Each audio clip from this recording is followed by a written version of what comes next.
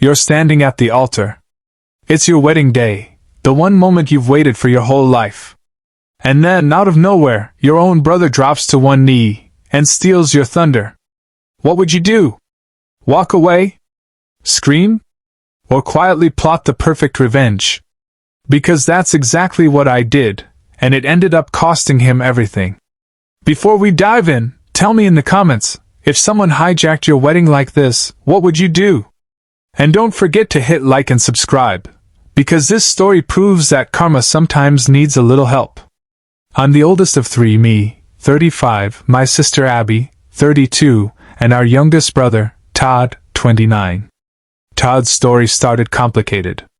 He was a fragile newborn in the ICU for a month, and my parents' fear hardened into favoritism. Growing up, he was the golden child. No curfews, no consequences. If Todd wanted it, Todd got it, even if Abby and I had to go without. Christmas? Todd's pile always bigger. Birthdays? Ours overshadowed by his. Emergencies. We learned to swallow it. Until we didn't.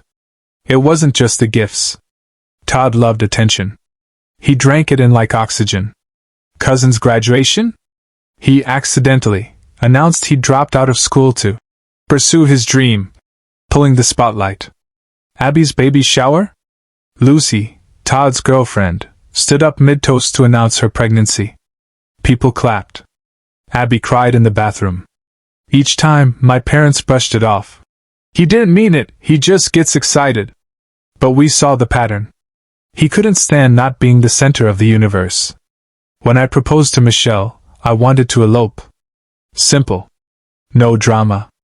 But she dreamed of walking down the aisle, her family watching, her dad crying. So I agreed, a small wedding with family. Inviting Todd felt like inviting a thunderstorm to a picnic. But it was family, and I didn't want Michelle to start our marriage with tension. Then came the clue. My best man Jim spotted it first, a jewelry store receipt slipping out of Todd's pocket. Jim, being Jim, asked him outright. Todd got defensive. They argued.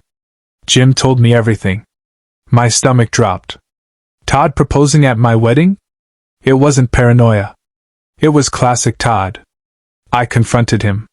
Told him he was out as groomsman. He ran to my parents like a wounded puppy. They lectured me. He hasn't even said he's proposing. You're being unfair. I listed every time he'd stolen a moment.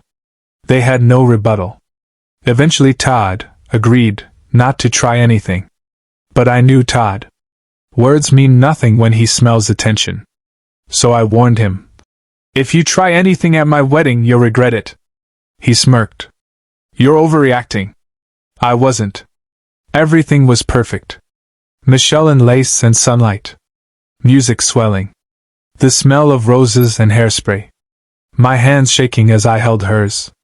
For a while, I forgot Todd even existed. Then came the father-daughter dance. The room dimmed. The spotlight on Michelle and her dad swaying to their song. A tender, once-in-a-lifetime moment. And Todd, my brother, stood up. I watched in slow motion as he walked to Lucy, dropped to one knee, and opened a velvet box. Gasps. Phones lifted. Heads turned. Michelle's dad stopped mid-step. Michelle's face crumpled. My jaw clenched so tight it hurt. The applause started. The DJ, confused, cut the music. My wife's father-daughter dance, gone. I felt something inside me snap. Jim met my eyes across the room. We'd prepared for this. Not because we wanted to, but because we knew Todd couldn't help himself.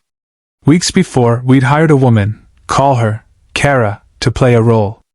Todd's side piece. Kara had rehearsed her lines, had screenshots of fake texts, and most importantly, had Todd's number. We'd hoped not to use her. But here we were. As Todd basked in the glow of his stolen moment, Kara stepped forward.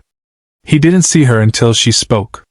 Todd, she said loudly enough for nearby tables to hear. Are you going to tell her? Or should I? The room went silent. Lucy blinked. Who are you? I'm the woman he's been seeing. And I'm pregnant. Gasps. A few laughs from drunk guests who thought it was a joke. Todd went pale. What? No! This is crazy! Kara pulled out her phone. Then why do I have your number? She hit call. Todd's phone rang. Same number. Lucy stared at the screen. Todd? He reached for her hand. It's not what it looks like. She yanked away. How many times, Todd?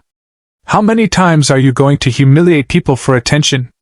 She ripped off the ring and threw it. It skittered across the dance floor, landing near my shoe. Todd turned to me. Our eyes locked. He saw the smile. He knew. I didn't answer his calls.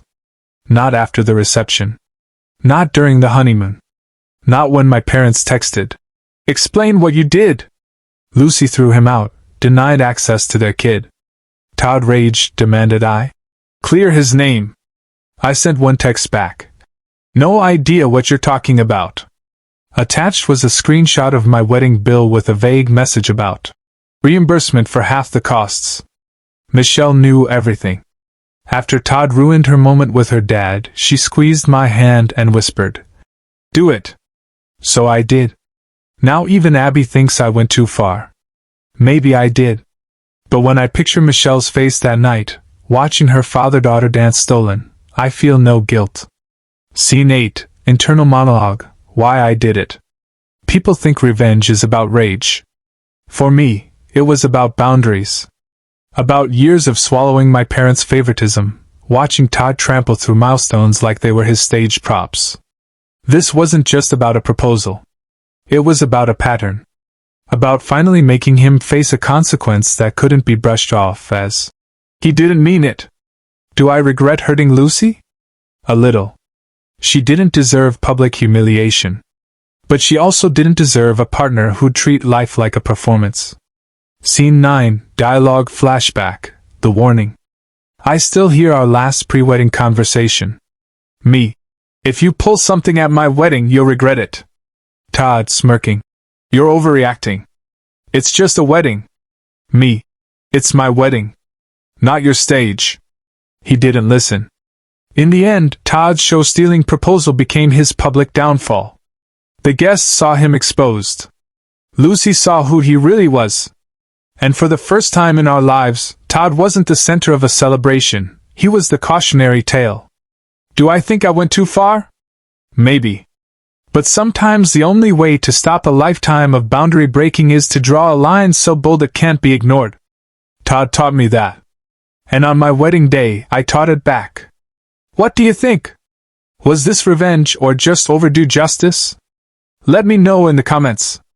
And if you've ever wished karma would show up with perfect timing, hit like and subscribe, because here, karma's always got receipts.